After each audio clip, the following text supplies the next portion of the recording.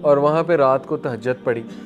تہجد جب پڑھی ہمارے نبی صلی اللہ علیہ وسلم نے تو اللہ نے ایک اور ریلیف دیا, اور وہ ریلیف یہ تھا کہ جنوں کی ایک فوج وہاں سے گزر رہی تھی. یہ سورہ جن میں بھی آتا ہے, سورہ احقاف میں بھی, سورہ احقاف میں بیسکلی آتا ہے, سورہ احقاف ورس نمبر 29.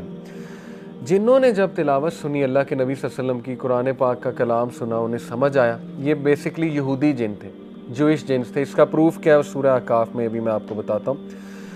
یہ آیت ہے when we caused a group of jinn to come pass by you. تو اللہ تعالیٰ کہہ رہا ہے کہ ہم نے ایکچولی جنس کو وہاں سے, اللہ تعالیٰ نے حالات ایسے سیٹ کیے in all his perfect wisdom and planning کہ جس ٹائم پہ رسول اللہ تہجد پڑھ رہے ہیں اسی ٹائم پہ جنات آ رہے ہیں. یہ اللہ تعالیٰ کا کرنا ہوتا ہے, ٹھیک ہے نا. اللہ کہتے ہیں ہم نے گزارا وہاں سے جنوں کو. when they were in your presence they all said quiet listen. انہوں نے کہا چپ ہو جاؤ, سنو, یہ کلام بڑا زبردست کلام ہے. پھر انہوں نے کہا they said to their people, یعنی وہ جنات مسلمان بھی ہوئے, مسلمان ہو کے اسکالرز بن گئے اور دائز بن گئے اسلام کی. یہ اگلی آیت سے ثابت ہوتا ہے. انہوں نے اپنے لوگوں کو کہا او our people we have heard of a book that has come from the book of Musa and it's calling to righteousness. O our people respond to the call of truth and believe in him. یعنی instant dies بھی بن گئے truth کو recognise کر کے. تو یہ اتنا بڑا سکسیس اللہ شو کر رہا ہے نبی صلی اللہ علیہ وسلم کو کہ دیکھیں جنات نے آپ کی دعوت کو قبول کیا. آپ صرف انسانوں کے لیے نہیں بھیجے گئے, آپ رحمت للعالمین ہیں. اور رحمت للعالمین کی پرفیکٹ مینیفیسٹیشن یہ طائف کا واقعہ ہے کہ جو انسان بدوائے نہیں دے رہا ہے ان لوگوں کو یا ڈسٹروائے نہیں کروا رہا ہے, تو اس سے بڑا پھر رحمت للعالمین کون ہوگا. تو خیر یہاں سے اگین ثابت ہوتا ہے کہ جنات میں نمبر 1 مختلف فرقے بھی ہوتے ہیں, ان میں مختلف ریلیجنز بھی ہوتے ہیں, کیونکہ یہ یہودی جن تھے. انہوں نے کہا نا کہ موسیٰ والا کلام پڑھ رہا ہے, یہ وہی, اس کا مطلب موسیٰ علیہ السلام کو جانتے تھے تو یہودی جن ہیں. تو جنات میں مختلف قبیلے بھی ہوتے ہیں, مختلف ان میں جو ہے یہ فرقے بھی ہوتے ہیں, مختلف مذاہب بھی ہوتے ہیں جنات میں. ہندو جنس بھی ہوتے ہیں, کرسچن جنس بھی ہوتے ہیں, مسلمان جن بھی ہوتے ہیں. جنات ہماری طرح ایک مخلوق ہے.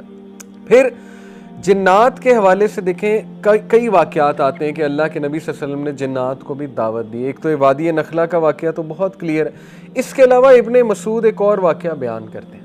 ابن مسعود کہتے ہیں کہ ایک بار رسول اللہ صلی اللہ علیہ وسلم اچانک ڈسپیئر ہو گئے مکہ سے. ہم لوگ بہت پریشان ہوئے, اللہ کے نبی صلی اللہ علیہ وسلم کو ڈھونڈنے لگ گئے. لیکن یہ کہ کچھ دیر بعد اللہ کے نبی صلی اللہ علیہ وسلم جو ہے وہ غار حرا سے آ رہے تھے. تو ہم نے کہا یا رسول اللہ آپ کہاں تھے؟ تو اللہ کے نبی صلی اللہ علیہ وسلم نے فرمایا کہ جنوں میں سے ایک کالر آیا تھا, ایک جن آیا تھا, اور اس نے مجھے کہا کہ آپ کا میسیج تو جنات تک چلا گیا ہے. ٹھیک ہے, تو یہ ہمارے لیے بڑا زبردست لیسن ہے طائف سے واپسی میں. اس کے بعد نبی صلی اللہ علیہ وسلم چونکہ حضرت زید کے ساتھ تھے, اپنے منہ بولے بیٹے کے ساتھ, تو حضرت زید نے اللہ کے نبی صلی اللہ علیہ وسلم سے پوچھا کہ یا رسول اللہ آپ اب مکہ میں داخل کیسے ہوں جبکہ آپ کو یہاں سے ایکسپیل کر دیا گیا. ابو لہب جو ہے وہ ظاہر ہے بہت زیادہ تپا ہوا تھا. تو اللہ کے نبی صلی اللہ علیہ وسلم نے کہا کہ Allah will make a way out for us and Allah will help his profit and make the truth supreme. سبحان اللہ. فوراً سے انسٹنٹ جواب دیا, اللہ تعالیٰ کوئی نہ کوئی راستہ ضرور نکال دے گا. اللہ بہترین کارساز ہے, اللہ تعالیٰ اپنے نبی کی مدد ضرور فرمائے گا. ایسا ہی ہوا, لیکن ساتھ میں اسباب بھی اختیار کیے. اوکے, الفاظ بالکل ہیں لیکن اسباب ہیں. اسباب یہ ہیں کہ اللہ کے نبی صلی اللہ علیہ وسلم نے زید کو بھیجا کہ آپ میرا پیغام لے کر جاؤ ہمارے جو 2-3 ایلائز ہیں قبیلے ان کے پاس. ان میں سے ظاہر ہے کہ the first one was الاخنس بن شریک, یہ تو بنو ہاشم سے ہی تھا غالباً.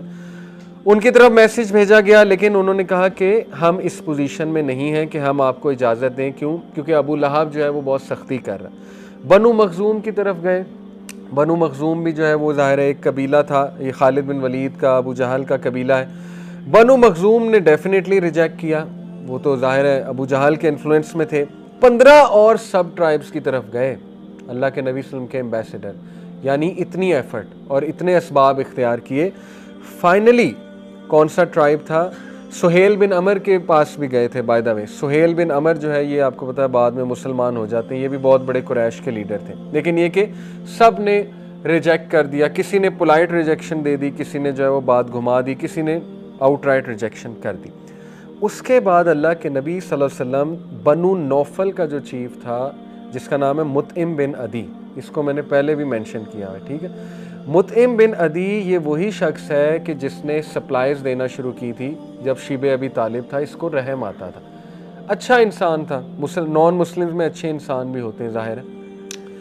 ایک تو یہ اس نے مدد کی سپلائز دینا چھپ چھپ کے, اور اس دور میں وہ جتنی سپلائی دیتا تھا باقاعدہ یہاں پہ لکھا ہوا ہے کہ 50,000 پاؤنڈ کا ایک کیمل پہ سامان ہوتا تھا آج کے ورتھ کے مطابق. تو یہ چھوٹی بات نہیں, 50,000 پاؤنڈ کا ایک پورا سامان بھیجنا.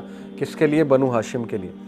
پھر یہ وہی شخص ہے کہ جس نے ابو جہل سے فائٹ کی کہ یہ ٹریٹی ہم نہیں مانتے, یہ تو ظلم ہے, ہم نے اپنے ہی لوگوں کو جو ہے نکال دیا مکہ سے, ایسا تو کبھی ہسٹری میں نہیں ہوا. اس کے ساتھ 2 اور لوگ تھے, ٹھیک ہے نا. تو اس میں خیر تھی اس بندے میں, ایون دو مشرک تھا.